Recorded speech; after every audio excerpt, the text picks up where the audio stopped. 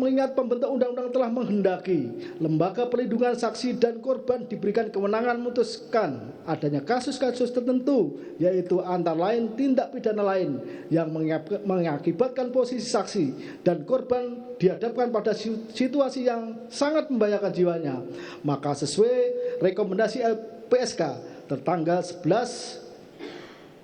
Januari 2023 kepada terdakwa Richard Eliezer, tindak pidana yang dihadapi terdakwa dapat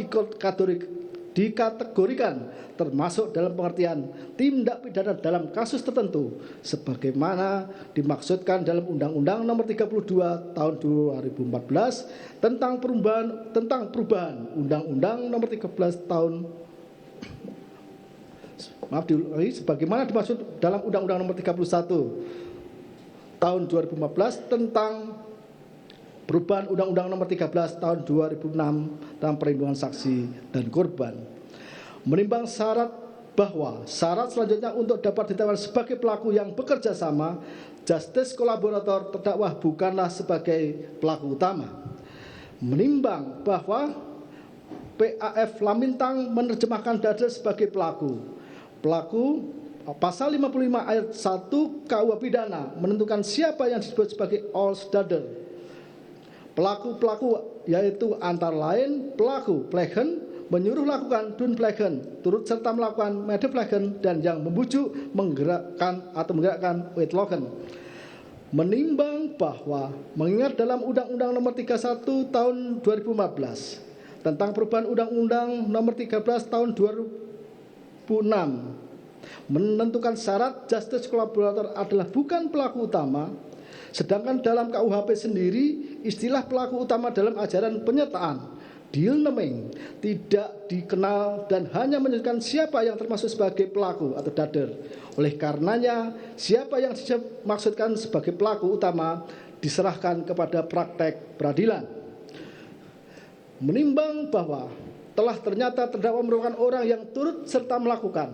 medeplegen, sedangkan dalam turut serta melakukan medeplegen tidaklah semua yang turut serta melakukan harus memenuhi rumusan delik. Saksi Freddy Sambo, saksi Kuatmaruf, saksi Riki Rizal, saksi Putri Candrawati serta terdakwa mempunyai peranan masing-masing dengan kehendak tujuan yang sama, yaitu hilangnya nyawa korban Yosua. Bekerja layaknya sistem tanpa adanya peran salah satu saksi tidak dapat berjalan. Dalam hal ini terdakwa mempunyai peranan sebagai orang yang menembak korban Yosua, sedangkan saksi Freddy Sambo pencetus ide, aktor intelektual, perancang sekaligus juga yang telah menembak korban Yosua, serta telah melibatkan para saksi lain termasuk terdakwa, sehingga saksi Freddy Sambo dipandang sebagai pelaku utama, sedangkan meskipun terdakwa benar sebagai orang yang melakukan penembakan terhadap Yosua termasuk pelaku tetapi bukan pelaku utama. Menimbang bahwa sebagaimana telah ternyata dalam perkara hilangnya nyawa korban Yosua merupakan perkara sedemikian rupa sehingga dapat diketahui banyaknya barang bukti yang tidak ditemukan, dirusak,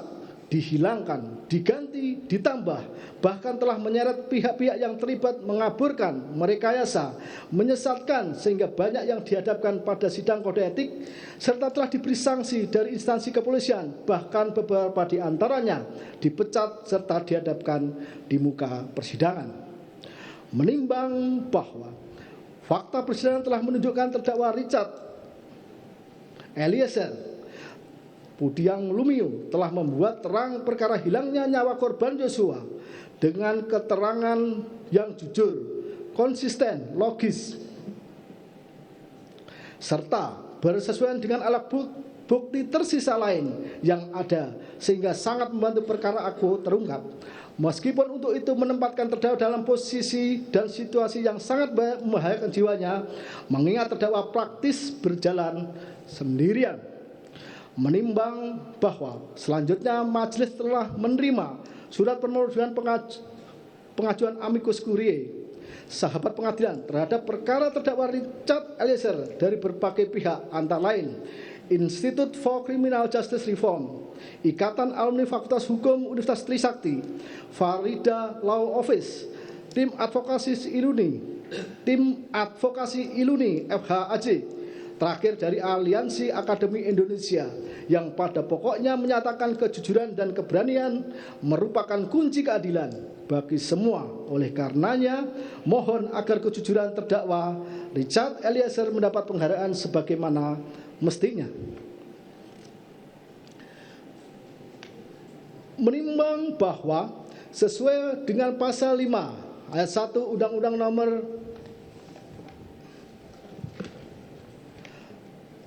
48 tahun 2009 tentang kekuasaan kehakiman, majelis tidak akan menutup mata dan merasa mendapat tekanan berkaitan dengan permohonan amicus curiae terhadap perkara terdakwa Richard Eliezer. Sebaliknya, memandang sebagai bentuk kecintaan pada bangsa dan negara, khususnya dalam penegakan hukum, sehingga para pihak baik lembaga maupun aliansi yang mempresentasikan harapan masyarakat luas terpanggil menyampaikan keadilan yang dirasakan dan didambakan ditegakkan khususnya terhadap terdakwa Richard Eliezer. Menimbang bahwa untuk itu berdasarkan apa yang telah dipertimbangkan serta adanya kebenaran fakta, penyebab meninggalnya korban Yosua telah dikepung berbagai pihak yang mengakibatkan gelapnya perkara, sehingga kebenaran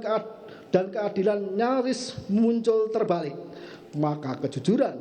keberanian, dan keteguhan terdakwa dengan berbagai risiko telah menyampaikan kejadian sesungguhnya sehingga layak terdakwa ditetapkan sebagai saksi dan pelaku yang bekerja sama,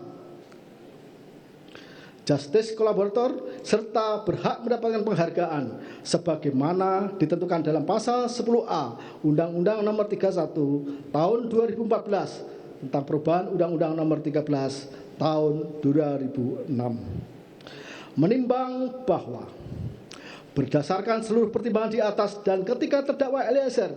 telah mengetahui bahwa perbuatannya sangat jahat, menyadari, menyesal, meminta maaf kepada keluarga korban Yosua, selanjutnya berbalik 180 derajat secara nyata, melangkah maju, memperbaiki kesalahan, meskipun harus melewati jalan terjal, berisiko demi kebenaran, dan hal itu telah terdakwa Richard Eliezer tunjukkan sebagai bentuk pertobatan, maka menurut hemat majelis adalah adil apabila pidana yang dijatuhkan kepada terdakwa Richard Eliezer ditentukan sebagaimana dalam amar putusan.